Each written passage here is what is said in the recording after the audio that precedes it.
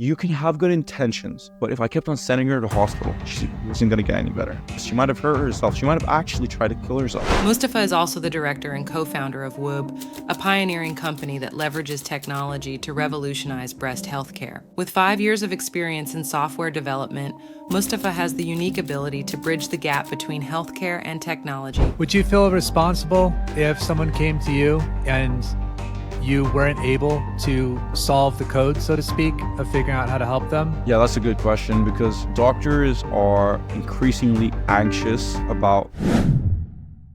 So I was hoping we could just unpack that a little bit and you could share, who are you and what are you doing? My name is Mustafa. I'm a doctor. And at the same time, I love to design things. From software to clothes, everything.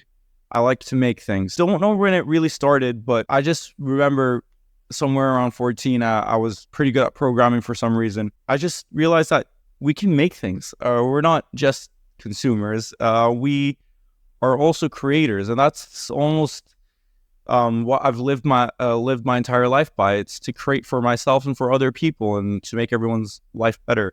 Whether that's creating things that will help doctors practice medicine better, or if it's just helping people with their little problems they have in their life, all the way from finding love on an app to getting food through magic Wi-Fi money. Like, everything is just created by, I guess, humans and then what I mean by that in general, because I got lost a bit on a tangent, is what I feel like through my experience in life is that some people, they find it difficult to come up with ideas or to stick to find the faith in themselves to carry things out.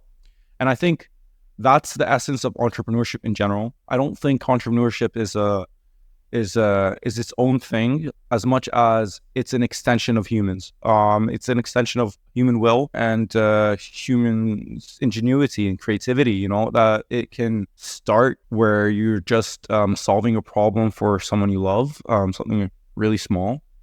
And that's how it actually started for me. I branched out into different things like blockchain, and then all the way I did, from there I started discovering art in a new way, in a new sense, because there was an intimate relationship between crypto and the art scene, as you might know. And from there, I started making art as well. And at first, I just kept it to myself, my poems and my, little tunes that I used to make with that guitar back there. And then I started realizing that, why was I keeping this to myself? You know, like, what was the thing that was holding me back from sharing what I made from the world? And I was afraid to get judged. So why do you think there's a fear of being judged? Well, I think there's a fear of being judged because I think judgment is human nature. We know that we're going to get judged. We almost know what the judgment might be, and we know what the outcome is going to be. And the fear is because we can't see past the initial first outcome. We only see the first order of things. We don't see the second, the third, the fourth, the fifth. We don't see what happens beyond the failure. When I write a poem, so first time I wrote a poem, I was like, what am I even doing? Like, I'm not, I wasn't very connected to my feelings initially and whatnot. And I was very, in sort of masking all of those things down and focusing on, just things that are hard and logical. Like, that's why I went into medicine and I was really interested in science and math and programming. Everything is very logical, mathematical, not very in your feels or intuitive speaking. But I found myself needing to connect to that part of myself. And so I wrote my first poem and I shared it with a friend just after, of course, battling with myself internally. And you know what? The reaction was what I thought it was. They laughed. But then I wrote a few more poems and I shared it a few more times. And it couldn't have been as bad as being laughed at by your friend, as you don't really care. Like, after that, it's not too bad. Eventually, people started telling me, you need to publish this. This is something that needs to be shown to the world. And that's what I basically mean. People are afraid of judgment because they know that judgment will be cast. Because they cast judgment. Everyone does. That's human nature. We judge to keep ourselves safe. We judge to understand what opportunities might be available for us. And we judge in general in order to basically go about our daily lives without having to completely dissect every single thing in front of us. When you're trying to do something different, by definition, you stand out. So it's an interesting thing to think simultaneously you want to be different, but you don't want to be treated different, or you want to be in control of how you're treated. In a sense, I think you are. It's just you're looking to others to maybe validate you, when I think the strong entrepreneurs realize it's about personal resilience. You're going to be lashed in the face with unexpected events, pandemics and earthquakes and what have you. It's not necessarily the smartest or the luckiest, but the most resilient, that on probability, they've been through recessions, they've been through downturns in the market. They can handle a couple Snickers and cheers. There's that, I don't know if it's who this is applied to, but there's that saying, like, first they laugh at you, then they hate you, then you win, something like that. Have you heard that? Well, that's a fact. Every single thing in my life that I did against the grain was exactly like that. Like when I first started working in coding and in business in general, like as a medical student, I got a lot of judgment for it.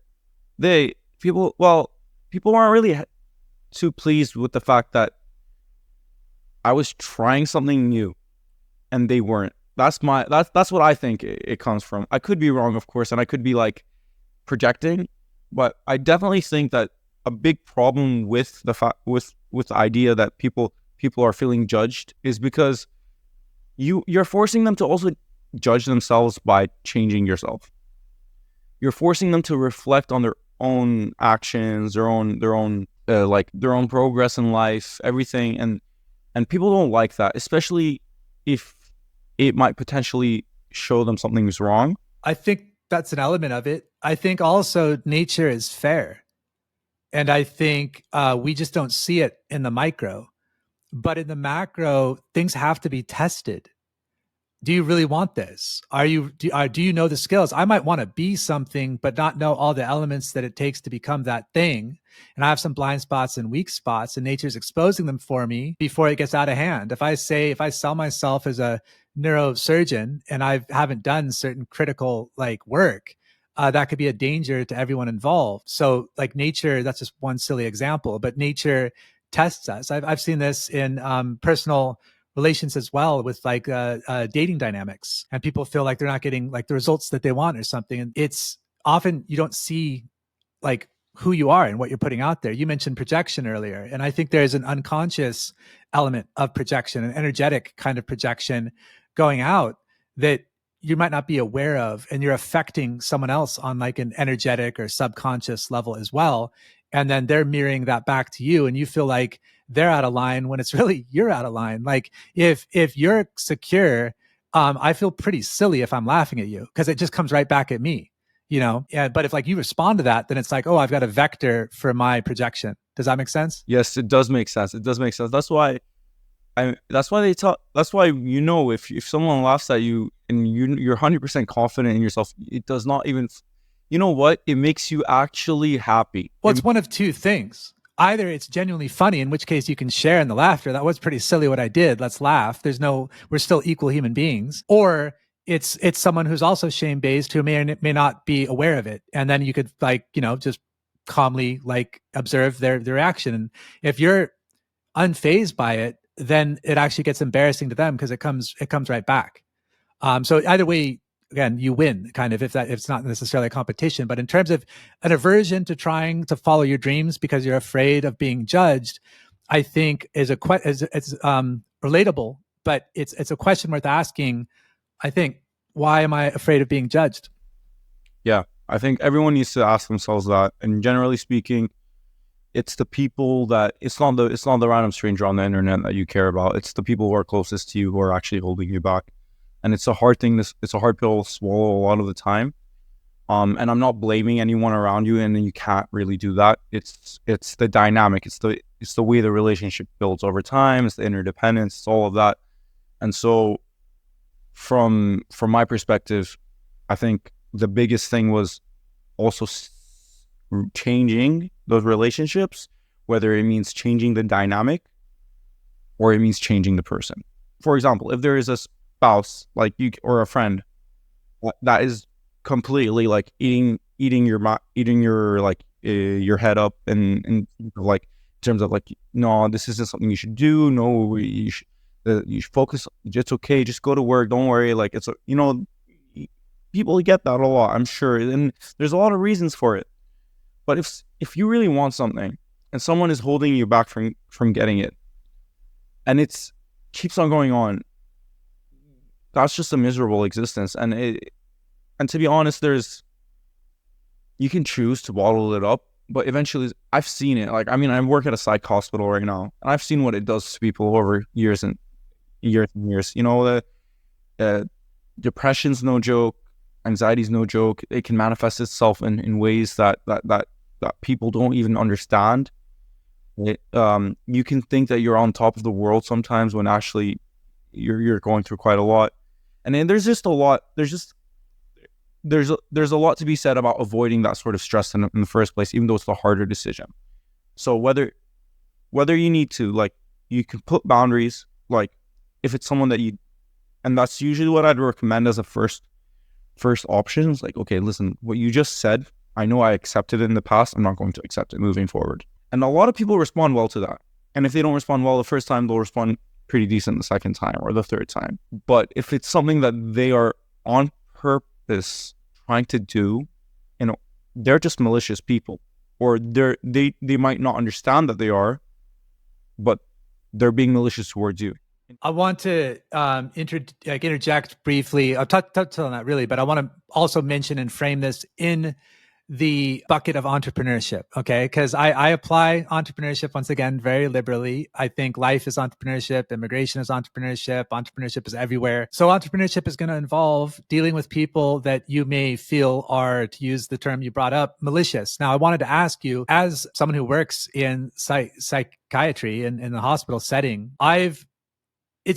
initially there's an aversion or like a repulsion from someone who makes fun of you, someone who sabotages you. It can feel, and perhaps is. But I've started to explore how much of that is me. Like if I were to address my own shame, or if I were to have some more confidence of myself and have more action that gives me better evidence for that confidence, etc., create that virtuous cycle within, would a lot of this dissipate, or is this something like fire that just is hot if you put your hand into it, whether or not you feel that it's hot? So I was curious, is there like a point where someone could be shown unconditional love and stop being malicious? Or is there a point where the mind, so to speak, breaks? Or is it the genetic thing where there are people that just want to consume others?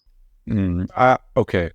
That's a very interesting question, because this is something that we actually have to deal with a lot in psychiatry, because of the whole idea of institutionalization of people after they've, of course, been through like prison, rehab, etc. And you're not sure how to go about it. But thankfully, there's a lot of evidence and frameworks that are sort of coming out about this. And my answer to that, to put it first of all simply, would be, love isn't always nice. It can be, it comes from a good place, but you don't always have to be nice to someone. Sometimes love is harsh. And that's true love. That's unconditional love. Because I'll give you an example. There's patients that I've dealt with in the past. So I'm going to mention a little story. Have you ever heard of something called fictitious disorder? No. Okay. Fictitious disorder means that people tend to make up symptoms and say that they've done things that they haven't, or in order to gain something. I've had to deal with that before. And it's interesting, because when you're trying to deal with a patient like this, the harder you pull back, the more they're going to try.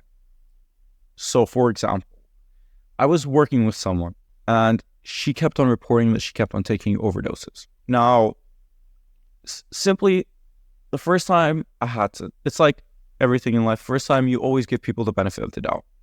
You give her the benefit of the doubt, sent her into the main hospital, got her some blood tests, got her checked over, etc., etc.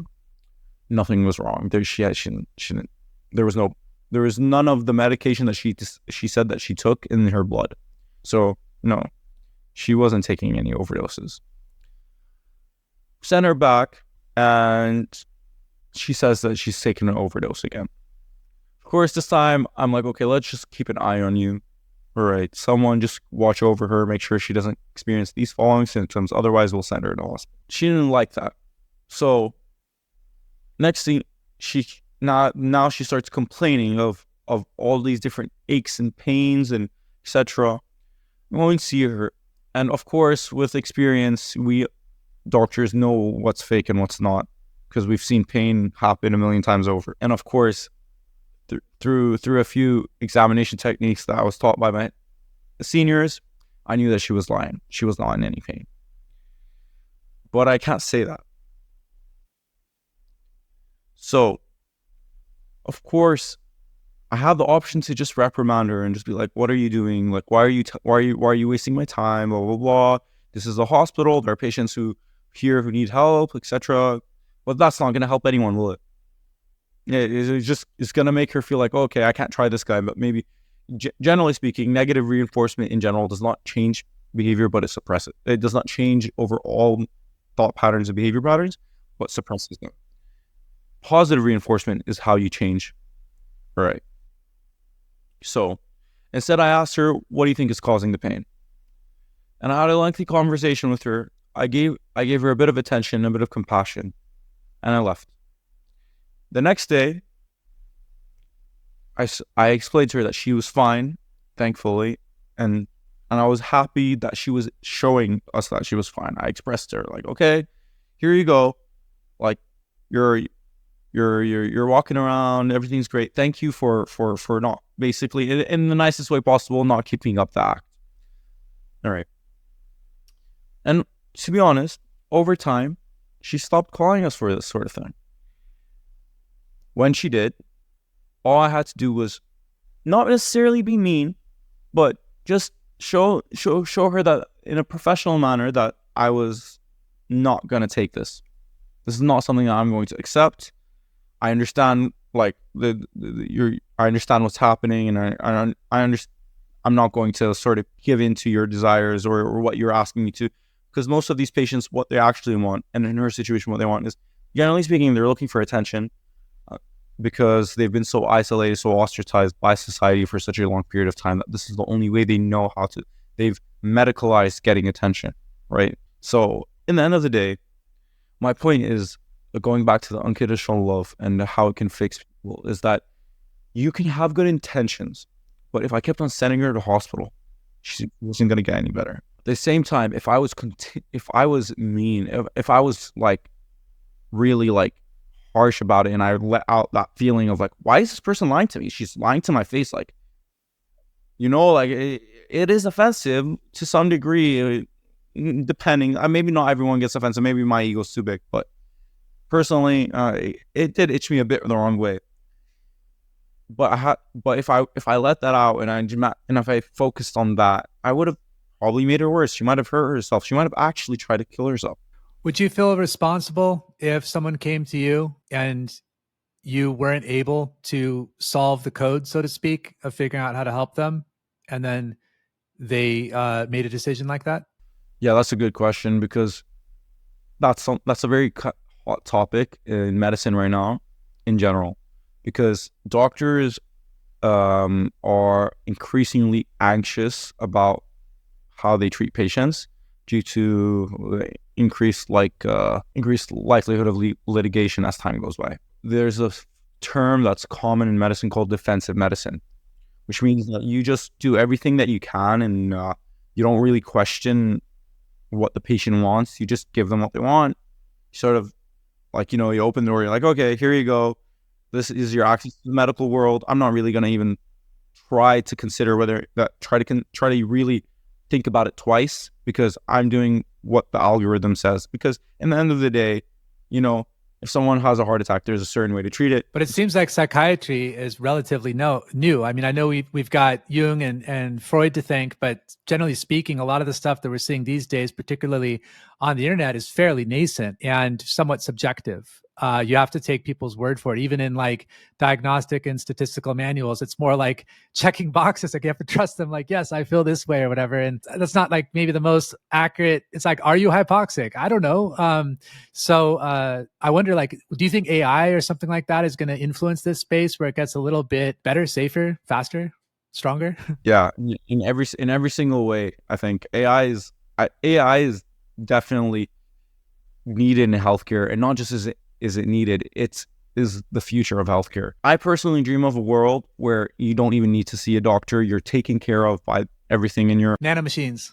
Yeah, right. So that's the goal. I think most people, anyone who really wants a better humanity or a better human race is going towards, you know, in general, what I think is the biggest potential for AI is alleviating a lot of the legalese of going back to that defense medicine part of thing, of the legal aspects of clinical work from doctors, including note taking, following up on people, just covering up all those little posture holes that we tend to spend I think, unfortunately, up to 80% of clinicians' time is spent documenting. So yeah, if I'm paid $100 per hour, $80 of that is going straight to just me typing up. You're basically like a glorified administrative assistant. For that 80% of the time, yes, you are. You're right. That's super inefficient. That is super inefficient. But that's where there's the biggest potential for change. Like things that are always that aren't necessarily too complicated, that tend to need a doctor's opinion, that don't involve patient care. They don't involve me talking to you. They don't involve me trying to figure out what's wrong. They don't involve me trying to figure out what's wrong behind what you're saying, if that makes sense. Right, definitely does. That all requires that human interaction. That requires a doctor, in my opinion. AI could be good.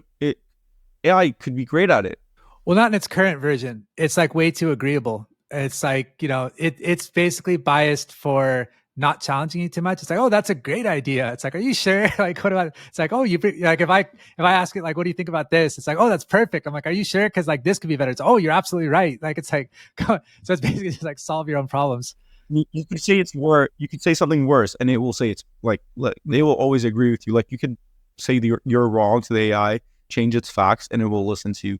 So you're right, and definitely from the speaking, it's more too agreeable. And aside from that, I think humans do well when they open up to other humans.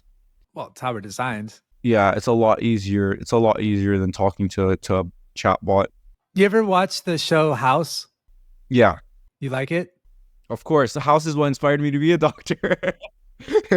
I thought it was like amazing. Just it's such like a detective game, like trying to figure out like this caused that. So yeah, it's hats off to you for sure. I mean, WebMD was really helpful when you start wondering like, why am I maybe like having difficulty sleeping or this or that. I remember once I was trying to get like healthier. So I was riding my bike like 40 miles every day, and that's like 60 kilometers a day, drinking a bunch of water, like a gallon of water a day, just trying to like quote unquote purify, like get super detoxified.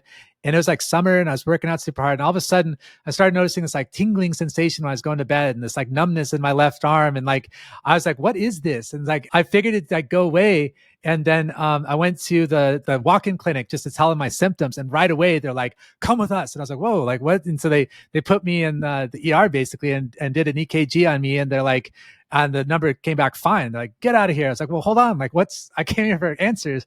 And then at the time, my mom was like looking on WebMD. It was like pretty new back then. And she's like, I got you some Gatorade. Why don't you drink this and see if you feel better? It turned out I'd flushed like a lot of electrolytes out in my attempt to detoxify. And it's something, silly that had we had more knowledge, we could have saved the experts a lot of time because they're busy doing bigger problems. But it was interesting. There's like a tier there that you can address, but then there's also a level, which you've probably seen, no doubt, where people come in and they feel like they're the expert and they know this and that.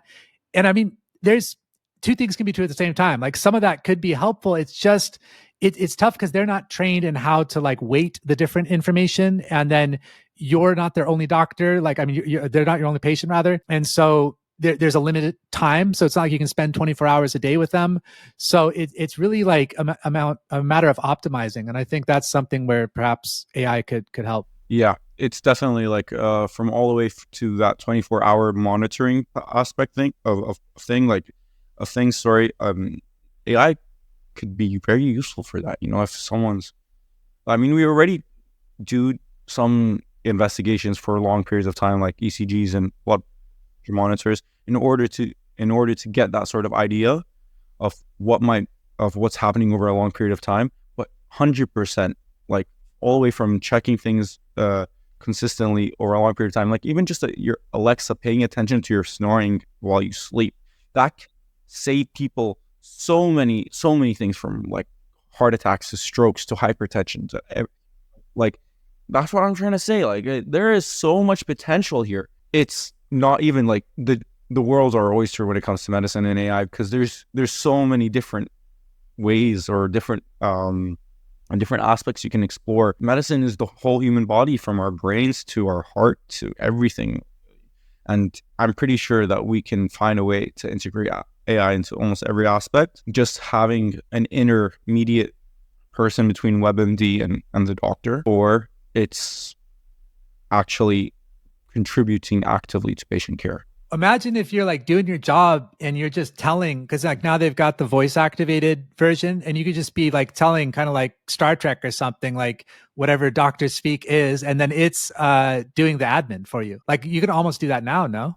Yeah, well, actually, that was something that I was literally thinking of building recently, and I found a web app that does it called Heidi Health. The application that literally you just open your phone, you place it on the table or something, and you start talking to the patient, and you sort of, as if you're talking to an intern or a medical student, and you're just like, okay, chest is clear, so I can hear no. Basically means I can't hear anything wrong with the person's lungs. Heart sounds normal, no issues with the heart. You just say it out loud as if you're talking to another doctor or another colleague. It notes it all down from A to Z, and then it also notes down what you ask the patient to do. So like, okay, I think you have a chest infection. I think you're probably going to need some antibiotics for a few days, etc. Just make sure you get some rest, and if you need a sick note, we'll sign it off for you, etc., etc. It'll note it all down, and imagine one step further, it notes it down, and you integrate that into an AI that can understand what it says and perform all the repetitive, redundant tasks like writing that sick note. Come on, that does not need 10 to 15 minutes of your time just to sit there and like write it. And you're like, oh, I don't remember exactly what was going on. Let me go through the notes. And yeah, you're in a position with some status for, you know, like you said, super smart people, testing this and that. You're a doctor, and a young doctor at that. Many people, they'd see that as like a destination. And for you, it's a journey. And you're already thinking entrepreneurially. So can we talk a little bit about that? Like, where does that entrepreneurship mindset come from for you? And what is it that you're looking to do? Yeah, for sure. You know, I think it starts with, I don't know, but it tends to be probably my personality along with upbringing. I can't really put my finger on one thing. I can probably give you a story like that's like I said, I started programming when I was 14, and creation was always something that I found really interesting. But the thing is, there are a lot of people who do see things as a destination, but I don't see anything as the end. There's no goal that is the end goal, because the problem with having an end goal is that you're stifling yourself. You probably, number one, are never going to reach it because you've defined it as the end, and the end is something that can take until however long. And generally speaking, we get anxiety as we reach the end of tasks in general. So it's always better to reframe things into an infinite game in general, whether that's your life, what your aspirations are, or how you want to deal with certain problems and how do you want to approach it, or what you want to do as a career. I've always wanted to be a doctor, but not because I decided all of a sudden I woke up one day and I'm just going to do that and that's okay. I'll do that for the rest of my life. No. I mean, I don't think anyone decides anything like that, to be honest. People do find themselves with a job for the rest of their life. Sure, some of them enjoy it a lot. But the truth is, we generally have bigger dreams than just having a job. And if And if that's all our dreams are, that's okay. But it's more about what we learn along the way that makes it worth it. It's like you said, it's the journey of entrepreneurship. So I went into medicine to learn how the human body works. Medicine just gives you a basic foundation of how it works. We're always learning new things every single day. As a scientific community as a whole and as an individual, I think there's a lot more to humans than what meets the eye. And I'm excited to see where that goes over the next 10, 20 years, especially with the advent of AI and just getting better diagnostic imaging and just in general, like having better access to tests and having just better access to healthcare for people in general. I think there's a lot of like whatever discoveries we've had in the past, we're still on the brink of things. We haven't even itched the surface of medicine. Can we be immortal? Can we? I think it's important to define what immortality is. Yes. Yeah, absolutely. That's very smart. That's why you're a doctor. In the meantime, where can people follow you? Where would you like to direct them? You can find me on X or Twitter at Mustafa Boorenie. I'm also on Instagram at Mustafa Boorenie and on TikTok if you guys like TikTok. Okay. But definitely be sure to hit that follow, and honestly, I'd love to connect with y'all. Thank you so much, David, for this conversation. A pleasure like always, and I'd love to talk to you again sometime soon. Great. Yeah, it was a pleasure, Mustafa. We'll be in touch. Thank you.